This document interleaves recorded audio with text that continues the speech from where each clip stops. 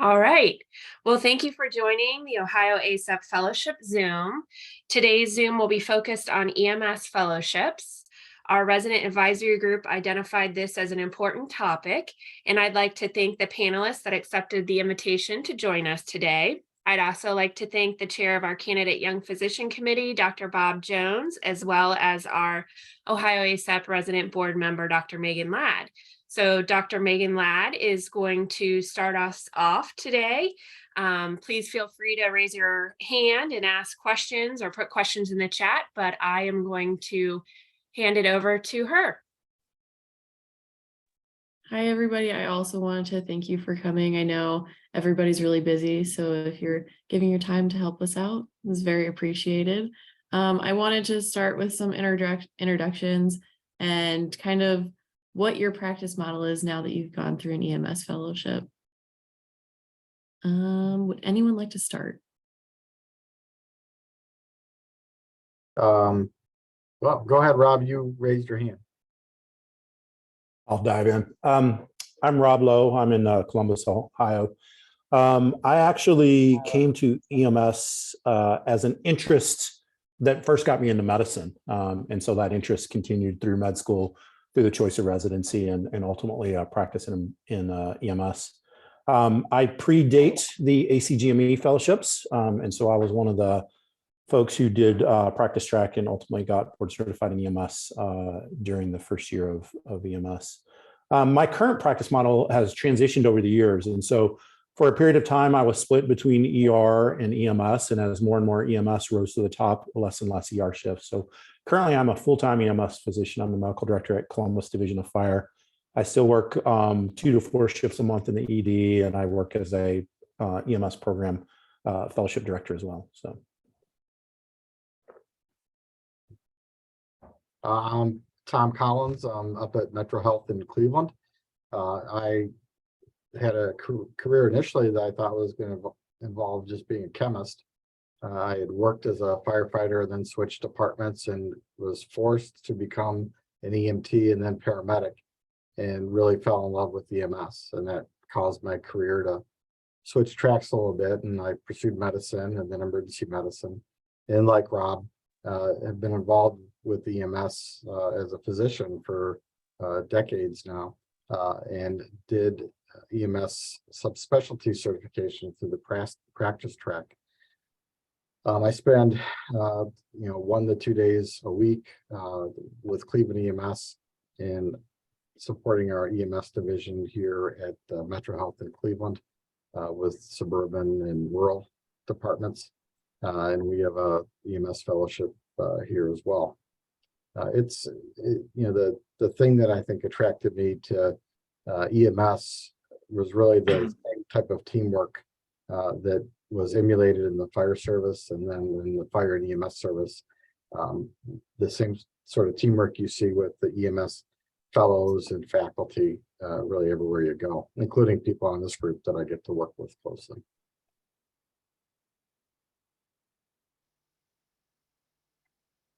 So I can. Luke. Sorry, did you want to go or?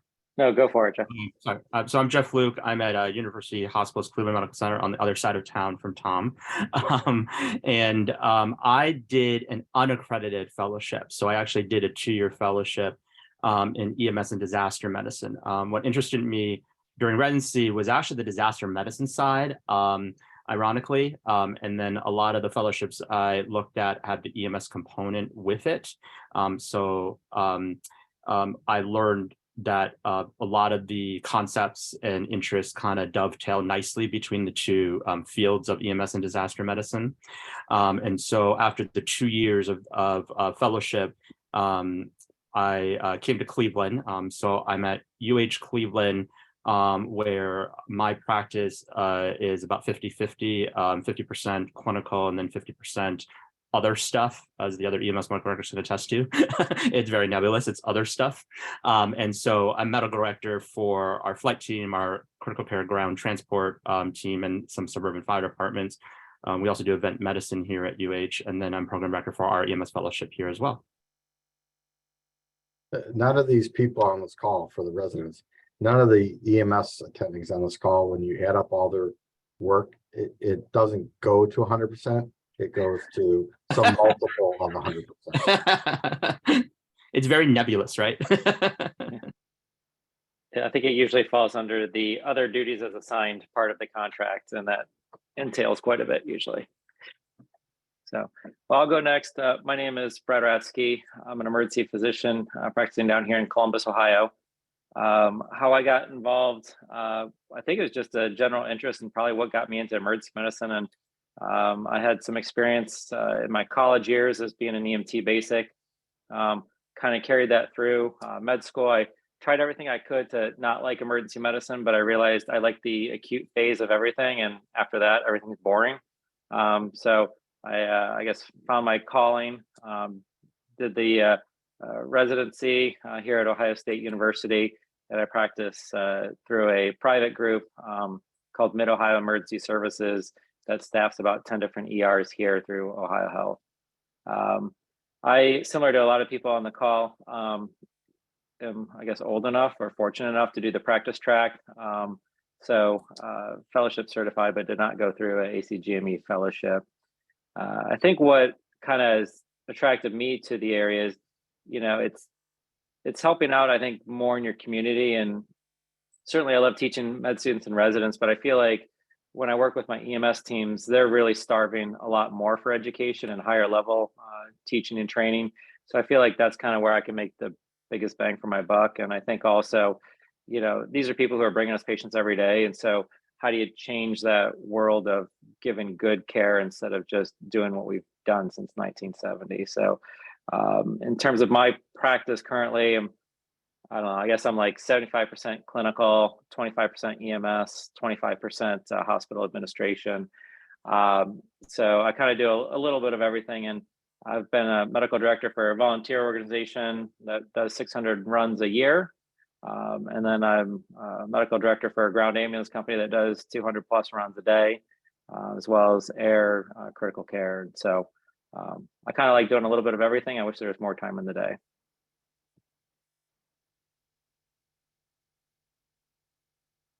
I can go next. So, does everybody hear me okay? Yep. Thumbs up. Okay, cool. I'm Jeremiah Escajeda from Metro Health as well, involved in our EMS fellowship. I think I'm in the minority where prior to residency, prior to medical school, I wasn't an EMT. I wasn't a paramedic. I really had my introduction to EMS throughout residency.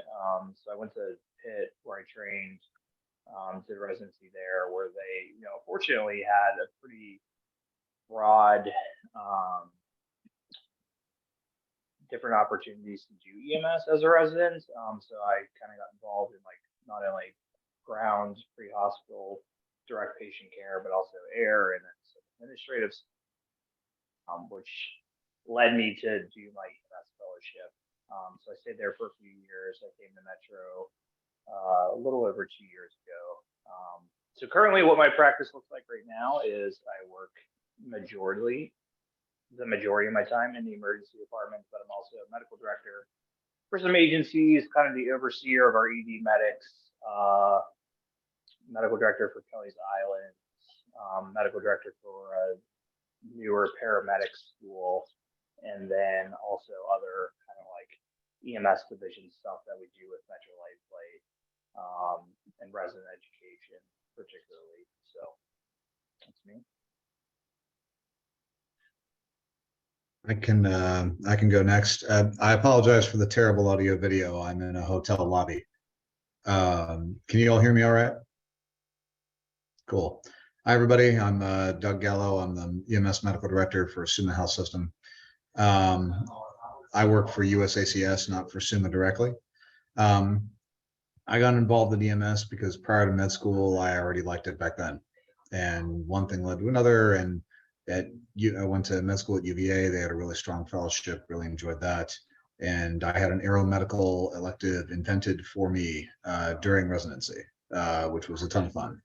And I miss flying a lot, but you can't always do everything you want. So at present, I'm in Akron, Ohio, working with Summa Health. And like Rob and Tom mentioned, on paper versus what I actually do. On paper, I'm supposed to be about 90 hours or so clinically and about 60 hours in EMS.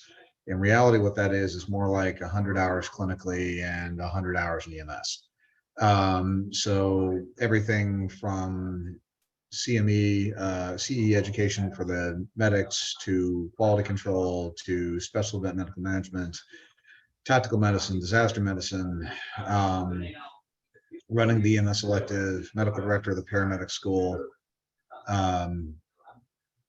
various outreach programs, research grants, etc. And also trying to inculcate the new residents in RER and try and see who we can hook into this bizarre, demanding yet incredibly rewarding subspecialty, which is now the largest and fastest growing in emergency medicine. So that's me.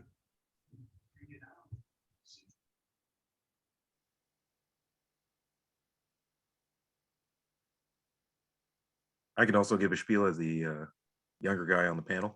My name's Sam Salhi. I'm a third-year resident over at Ohio State. I'm matched into EMS Fellowship for this upcoming year. Also at Ohio State.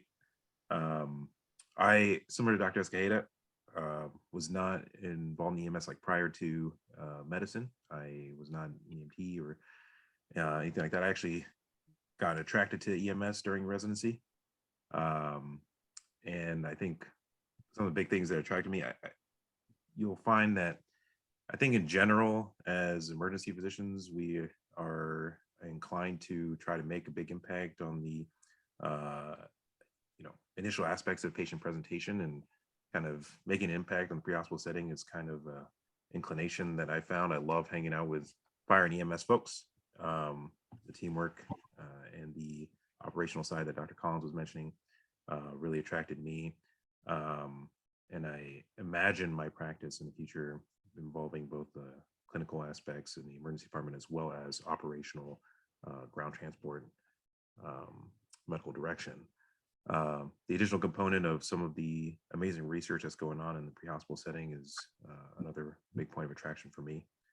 And I'm excited to start fellowship. I think what you'll find is a lot of the folks that are medical directors that are kind of talking now, they're talking about the hours spent in terms of their actual EMS medical direction. And you'll find that part of that is not because it's necessarily as demanding as much as it is they want to spend that time doing that. And that's what I found being attracted to folks like the ones on the panel, is everyone loves doing what they do. And that just made me fall in love with EMS more and more. So. And howdy, I'm Scott Powers. Also one of the third-year residents up here at Metro Health and Cleveland Clinic, the residency in Cleveland next to UH as well. So I grew up around EMS. I was never actually a paramedic, firefighter in that sense, but I grew up, my mom was actually an EMS medical director herself, and I grew up in rural Colorado. And so a lot of that growing up, we actually spent time with, hey, we got CPR training. You guys want to get like learn how to do CPR with the firefighters this week? So it's like, sure, why not? Or we'd have them like EMS folks to stop by with like questions they had on shift to the home, to our home, just because like, hey, like directors there was that kind of environment. And got lucky, got into med school out in Denver, and then got lucky, got into Metro. I really enjoyed the environment, the fact you can really make a big difference on the EMS side. There's a lot of people who really are just enjoy just having like any education, and they really enjoy that opportunity to interface more with the hospital and see, hey, what do we do right? What do we do wrong? Because a lot of times they're bringing folks in and they don't have much of that learning that they themselves can have. So that was kind of the start for me. I imagine that like longer term, I'll probably end up in a more rural-ish sort of setting, kind of go back to the roots. And out there, I did an elective out in Montrose, Colorado recently, and almost everyone in some capacity is an EMS director of some variety because the amount of territory you have to cover is so large. So doing an EMS fellowship was one part of the kind of folks that seem like just all love this side of this like subspecialty, but also get better training so that if I end up somewhere more rural, I'm much more prepared to start taking over EMS roles and helping folks, that rather than just kind of having it kind of thrust on you and be like, I'm gonna learn this as I go.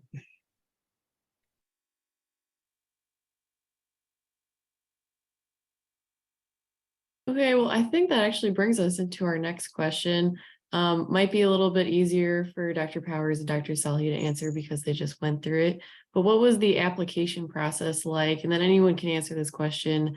What should residents be looking for when they choose an EMS fellowship?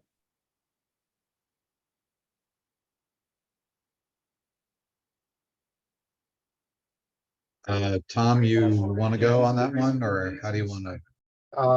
Sure, but but I really would like to hear our residents' perspective on the interview process. So, I feel in general, emergency medicine attracts the best personalities of physicians. And I think when you distill that down a little bit more, EMS, sorry, Bob Jones, but EMS is even a nicer, more supportive group. We're the cool kids. But we really do put our mission, our objectives above really any of the pettiness that may exist. And we see that in the applicants. I mean, everybody that we talk to that are applying for the program are people that are just so impressive, and people that we hope to work with as a fellow, or hope to work with them professionally when they're done training, because they're good people. So, I think just like when you're looking at residency, you look for what's that feel in the program. How well do the fellows and the faculty get along and interact? What's the role of the fellow in the emergency department?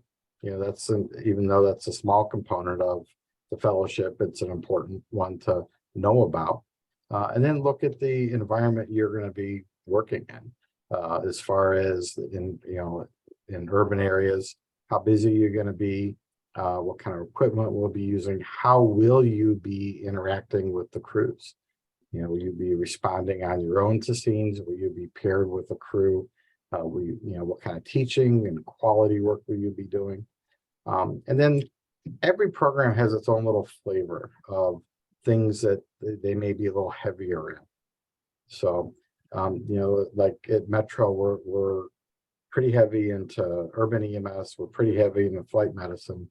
And you want to make sure that that's stuff that you want to expose yourself to. Some people may be looking for a slightly different flavor in their fellowship program. And the nice thing about fellowship programs is there's a lot of variety in how people express their involvement in EMS. And if you like doing mass casualty work for polo games, you could probably find, or mass gathering work for polo games, you could probably find a program that does that. Or mass casualty, depending on how the game goes. True. I think as far as worrying about toxic programs, I really don't see any toxic EMS fellowships out there anymore. And I think that's a testimony to the kind of people that go into EMS. So I think you want to just have a good understanding of how your time is going to be spent, and making sure that you're going to be exposed to the things you want to be exposed to. Jeff did a 2-year program because he was looking for a broader exposure than just doing domestic civilian EMS stuff. And there are programs that are 2 years that are coupled with master's programs in public health or research. There's a lot of ways to tailor a fellowship to the needs and desires of the prospective fellow. How's that for a really long answer? And please, my friends on this, correct me and do color commentary on that. I've got something that might be useful. A couple of years ago, NAMSP, which is like the ACEP version for EMS nerds, i.e. us, asked me to create what you see on the screen here, which is a basic introductory lecture on, and we're not going to go through this obviously, but I'll be happy to share it with this group if you want it. It's about accepting for new grads and new applicants, EMS medical director positions and contracts. In other words, pitfalls to avoid, how to know what you're getting into, how to balance your time, how the application process works, how to balance QI, QA, credential, decredentialing, what to spend your time on, how not to, what pitfalls to avoid falling into, how not to say yes to too much, playing nice in the sandbox, all that stuff. And it's only like 17 or 18 slides. Oh, and by the way, how much you get paid, what your directors expect, what your site director expects, what that means, insurance, medical, legal, malpractice coverage, all that sort of thing. What your BEA does and doesn't do, what to get in writing and what not to. Be happy to share this with whoever invited me to this thing at some point, if you guys are interested in that. And you all those are wonderful points, and I think that would be useful for the residents. I think all of you, as you're looking forward to fellowships, I think the landscape of EMS medical direction will continue to drastically evolve over the next 10 years. You know, you're seeing just the role of the paramedic in the emergency department evolve, and more expectations of what paramedics can do in the field are going to allow greater diagnostics, greater home care. I mean, there are people on this call that remember when we had to fight with the ER to let them know that we could do D-sticks in the field that were reliable. I kid you not. And look how far EMS has come in their home diagnostic capabilities or their on-scene diagnostic capabilities. So as that progresses, the expectations of the medical community and the community at large of what EMS can do is going to expand, and that will put more pressure on the medical director. And I hope, I pray that it will also better define how medical directors are compensated for the risk and the work that they're doing.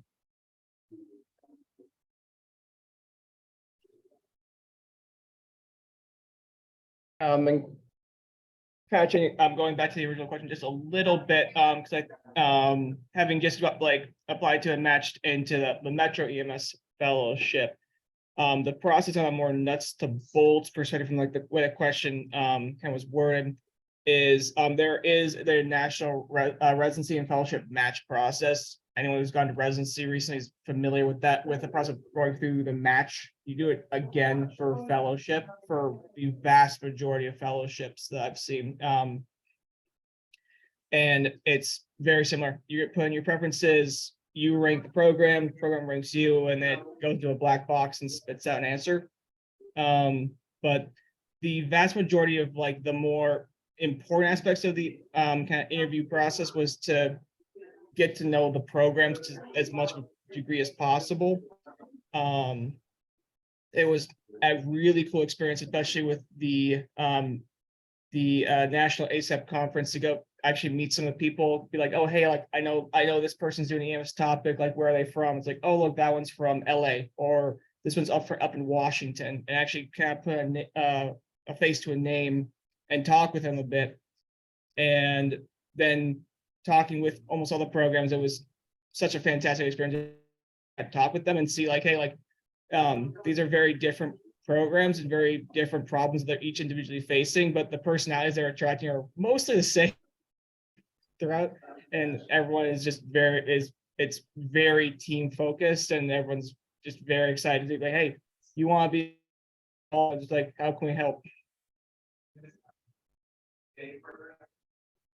Piggyback off of Scott, yeah, the nuts and bolts basically, rather than the I guess residency match where you kind of interview and then don't know for a very long time what the match is. The fellowship match turnaround is fairly quick, where you know pretty soon in November match results, and so that was at least less uncertainty in the process. But essentially in about August time, you have your applications and you interview throughout August and in September and part of October, and then submit a rank list in November, beginning of November, and then kind of know your match in middle of November. Interviewing, it's what you'll find is, just as everyone's kind of already mentioned, just not to lay the point, is like a lot of very similar personalities going into EMS, and just good people all around. You'll find, just as Ohio has like a decent amount of med schools and residencies, a very good amount of EMS fellowships as well, and you'll find that everyone, it's a community. Going back to kind of the team, everyone kind of knows each other, works together in terms of updates, in terms of all the folks in Ohio knowing what's going on, and agendas from an operational standpoint and things to know. And when you get a feel of that, you can also get an understanding of how EMS is in general. Back to the programs specifically, I agree with Dr. Collins. Certain programs can have different themes, and you can approach your applications based on what you're most interested within EMS, because EMS is not just kind of one thing, but has multiple avenues to go down in terms of operational ground transport, aeromedical, tactical, disaster, and all these things. And so fortunately, many programs offer strengths in many of these different avenues. And so getting to know what programs have to offer allows you to then tailor your applications and your interviews based off of that as well. I'm happy to share more if there are questions on that topic too. To add to that, this year for our residency program, all of our interviews are virtual. I would strongly recommend against a virtual interview for your fellowship.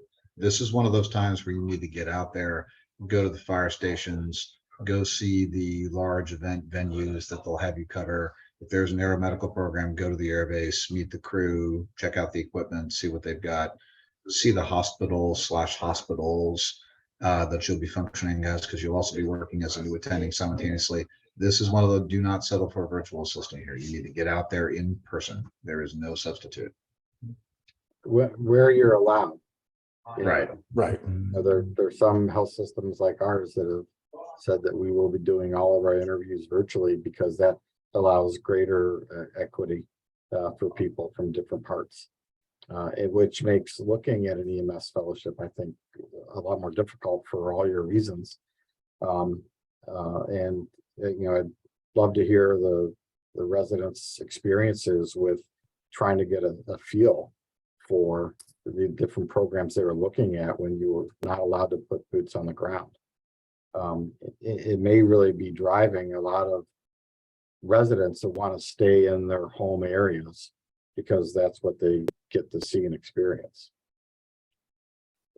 Yeah, it's certainly more difficult as kind of a COVID baby to try and get as much information as possible through conversations and through maybe some of the images and videos and things that people can share when it's solely allowed to be virtual in certain cases.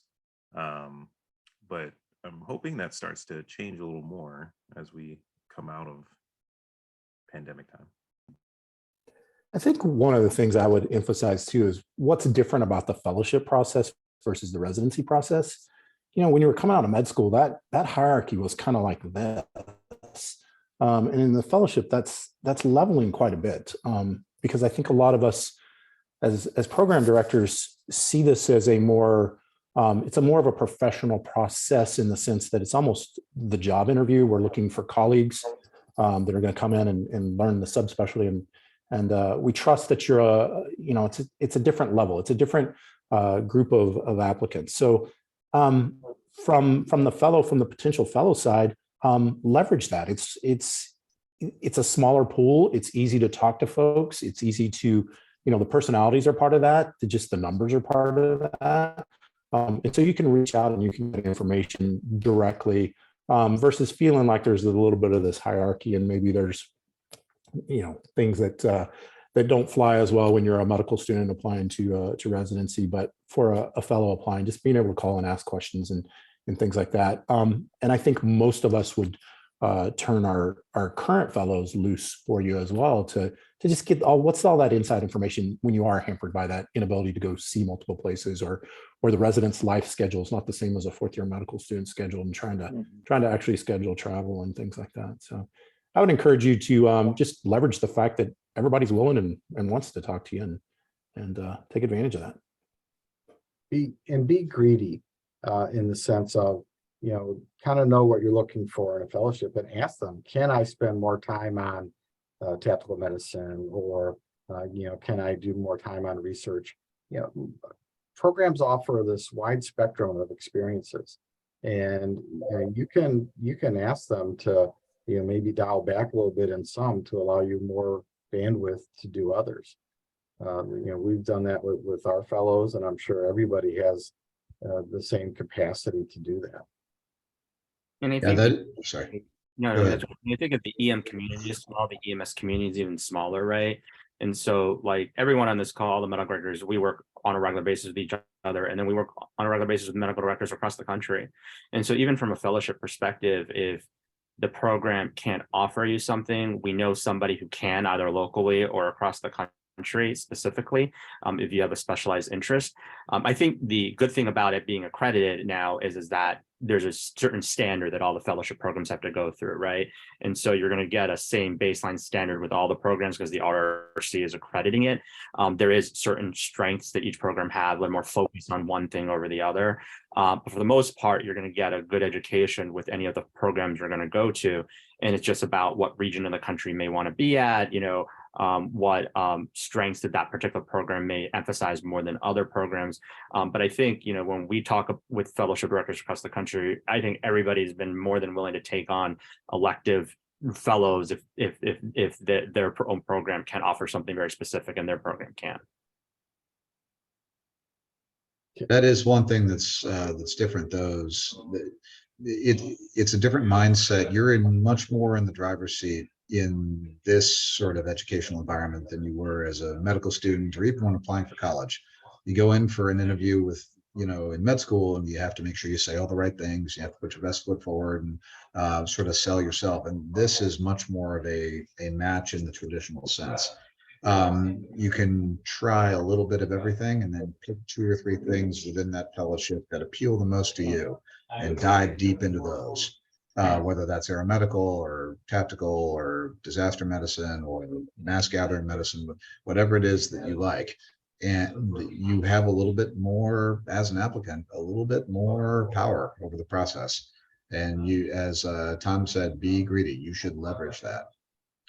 So that you don't, for lack of a better word, settle for something that isn't the right fit for you.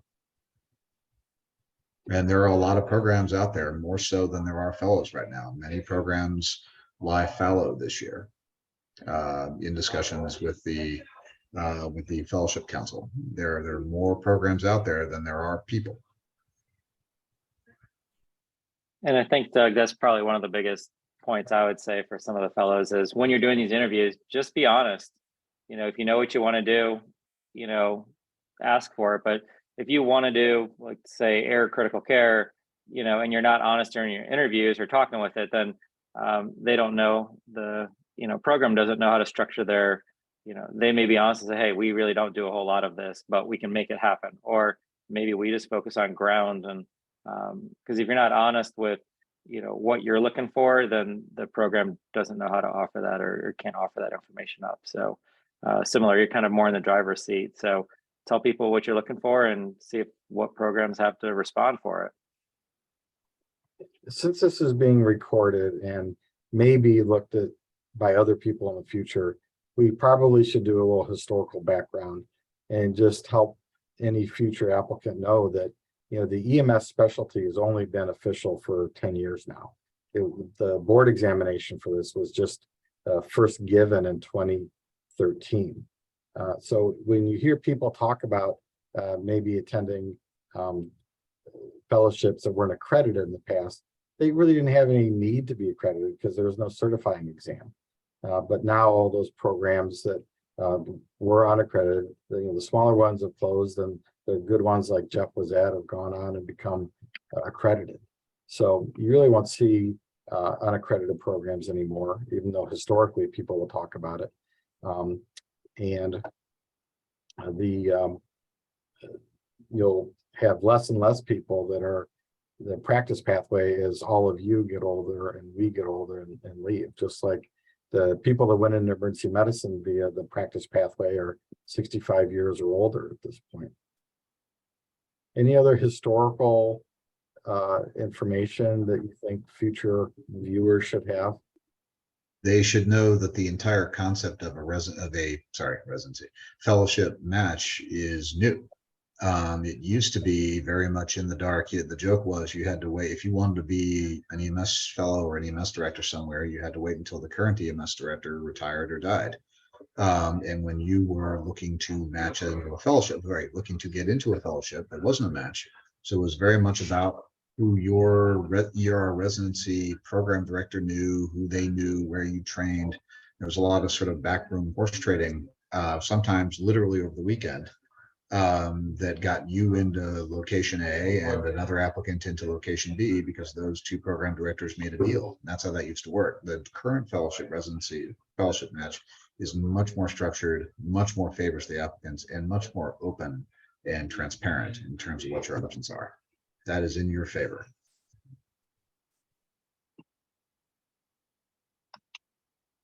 Tom, when you're talking historically, I think one of the things that I would do with tenures, one of the questions I get often from folks who are considering the specialty is, do I need to do a fellowship and how's that look? And the best I can point to is the history of emergency medicine, right? There was a time period when it may not have been required in the early years. I don't know what that time frame looks like. I don't know if it's in 5 years or 10 years or 20 years where the bulk of medical directors will be EMS boarded. But I think you're in that early stages of it, and it's that same thing. And so it's a little bit of what do you want to do with your professional life? Certainly, if you're going to bigger programs, if you're going to if you want to do academic medicine, you want to be in big cities, that's going to change sooner than if you want to be in a rural setting. Do you need that board certification with you? But I think over time it is changing. And that's a little bit of the gamble of if you elect not to do a fellowship and yet want to be involved in EMS, is how quick is the landscape going to shift under you? So I also think that the board certification assists you with kind of like a quote unquote stamp of approval by ABEM, saying you're specialized in the field of EMS, which is out of hospital medicine, pre-hospital medicine, right? It's very different than in-hospital medicine. And I think, you've heard among all the EMS medical directors, we have a lot of other jobs, but rightfully so. The reason that a lot of us have other jobs is because we've either desired it or we've been asked by our hospitals to do that because we have a breadth of skills and very unique skills that are attractive to our hospital administrators to be able to fulfill those responsibilities. I think the fact of being board certified in EMS is advantageous. So when there is an issue that I need to go to administration or a subspecialty colleague about, it sort of adds the weight saying, no, I am an expert in, my specialty of pre-hospital medicine, just like you are an expert in your specialty of XYZ specialty. And so puts a little bit of equal footing because that gives a little bit greater weight to what I have to say, in terms of how the out of hospital medicine is different than what you're doing here in these four walls of the hospital. So I definitely think there's advantageous, even if you don't do like the big cities or academic, right? I think there is some advantage to getting that board certification. Absolutely. I absolutely agree. I think it's just, I was going to say, I absolutely agree. I think the landscape is changing rapidly. And you're going to reach a point where EMS is like EM, where it is a boarded only kind of a thing. And that, how quick that's going to happen for all aspects and all departments is maybe a little bit different, but it's changing fast. Just evidenced by the number of folks that we have now board certified. The pool's big. Yeah, over 1,000 people are board certified now in EMS. I do want to say, depending on where you end up practicing, states may have different requirements for who can be a medical director. And we have language in Ohio law that recognizes if you are board trained or boarded in EMS, you qualify to be an EMS medical director. If you don't, the state has other pathways, including taking the ACEP, Ohio ACEP course, or having some experience in emergency medicine. it recently got watered down a little bit to everybody's dismayed. But there may be other states that may have more stricter requirements, and having board certification, I think will help you. It also gives you a degree of lateral mobility. Let's say you do your fellowship in Ohio and you spend time in Ohio for 3 to 5 years, but then for some reason you need to move to New York. That fellowship and that FAEMS goes with you, and that they will automatically know what that means.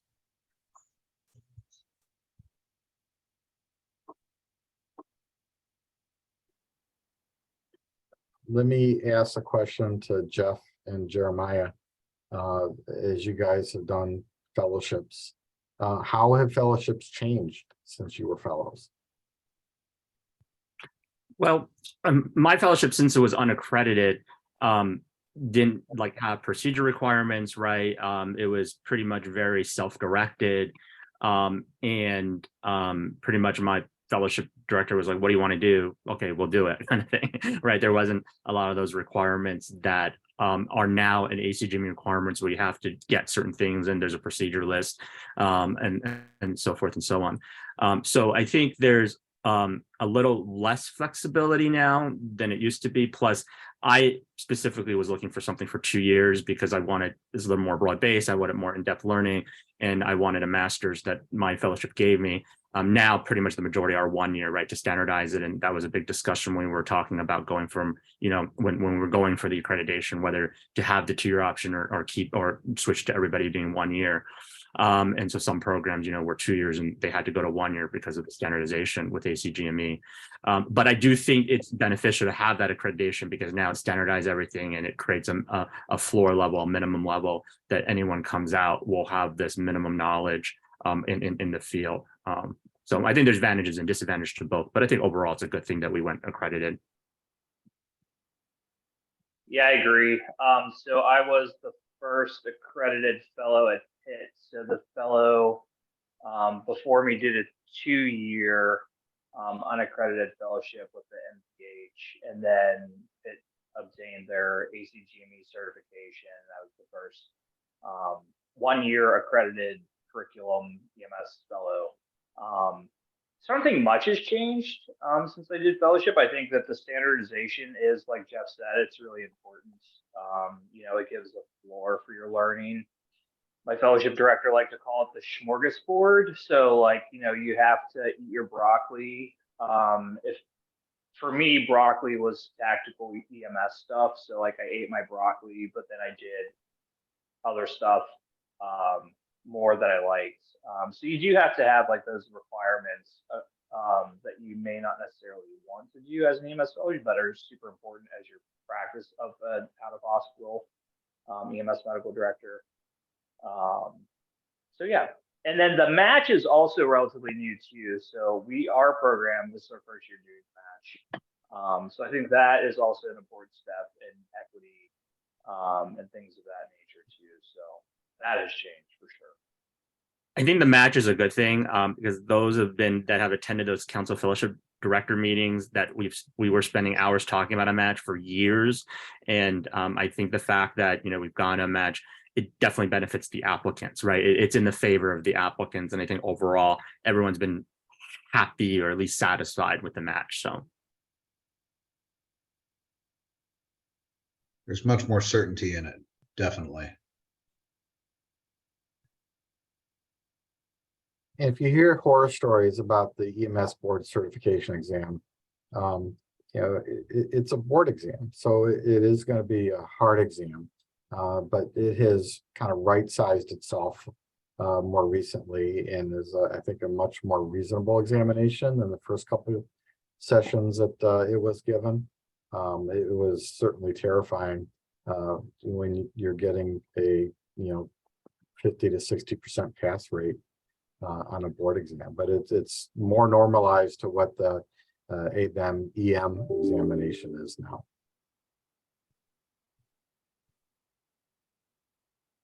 I was gonna say, I heard some horror stories about the EMS board exam, that it was probably one of the most difficult EM examinations.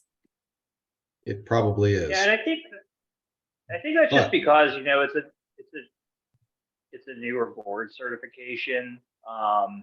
And there's a lot of, you know, if you're fellowship trained, you're obviously going to have a higher pass rate. If you use the Q bank, you're going to have a higher pass rate. If you take the board certification course that AMSP puts on, you're going to have a higher pass rate. So there's a lot of things that have kind of been worked out in the 10 years since the boards were first offered. yeah, to put it in perspective, Tom correctly points out that the first year, what, 2013, was that right? Yeah, 2013, I think the first year pass rate was 56%, but if you've completed an EMS fellowship, your pass rate is somewhere in the neighborhood of 90%. That's when we had the practice track versus the fellowship track, and that helps. It is still a very challenging exam, but a certified fellowship that aims you at the appropriate core content stands you in much better odds of passing that test. And part of the reason for that is like with the practice pathway, right? It was medical directors who might have concentrated in a particular field of EMS, right? Like they did more ground and they didn't have air, right? And so they really didn't know air operations or tactical operations, right? So they had to learn that because it wasn't within their experience, right? And there's a certain number of questions, you know, that are research methodology, just like, you know, in EM residency that, you know, for the regular EM boards.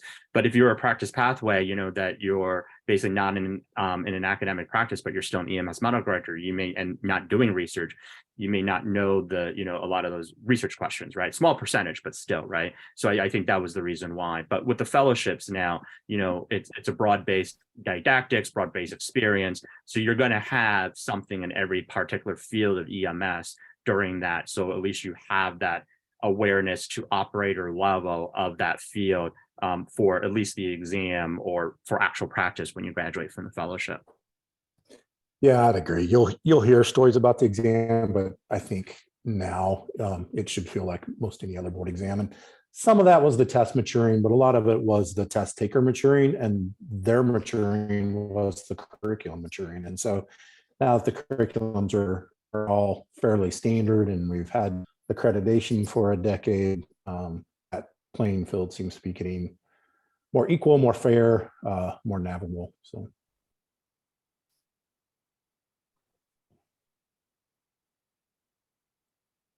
Okay, well, I think we've had some really great conversations so far. I was going to see if Dr. Jones or Dr. McComb had any questions as we're kind of getting to the end of our hour. Nope, no additional questions. Thank you for doing this.